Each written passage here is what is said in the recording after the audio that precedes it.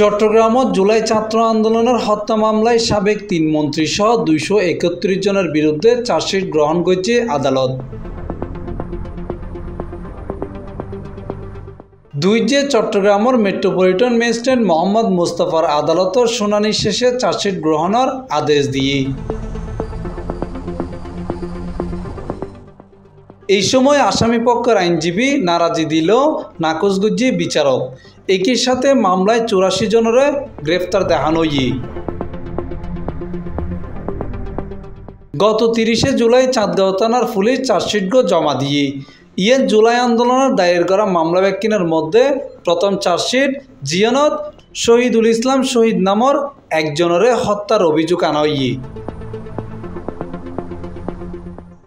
C+ TV Chittagong.